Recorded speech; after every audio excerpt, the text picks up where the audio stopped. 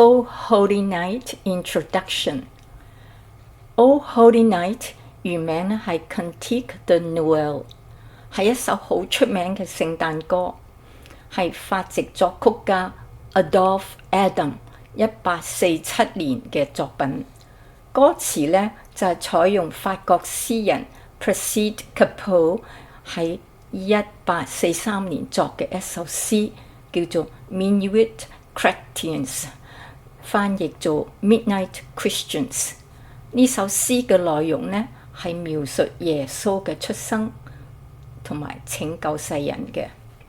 Adolphe Adam 係為咗慶祝法國南部一個小鎮叫做 Roquemort 裝修教堂嘅風琴而作嘅。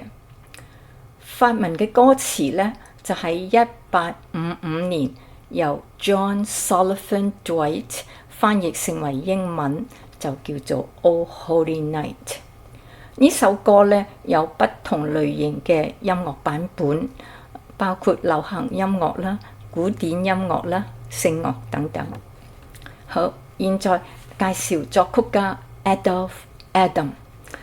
佢係法國人，出生於1803年，死於1856年，53歲，係一位多產嘅作曲家，出版咗70多套歌劇。最出名嘅咧就係1841年嘅芭蕾舞劇《Giselle》同埋《O Holy Night》呢首聖誕歌。佢17歲咧就入讀法國最出名嘅巴黎音樂學院，即係 Paris Conservatoire， 主修作曲同埋風琴。畢業後咧就成為呢個學院嘅教授。今日呢首 O Holy Night 咧就係分為兩部嘅。第一部係羅超薇同我嘅虛擬鋼琴四首，第二部咧就係我唱嘅 O Holy Night。我咧就係先錄咗個鋼琴伴奏，然後就跟住個伴奏嚟唱嘅。羅超薇咧就將兩部加上錄影。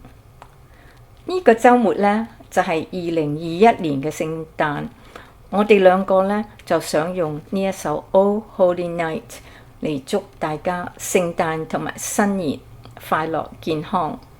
現在請大家欣賞。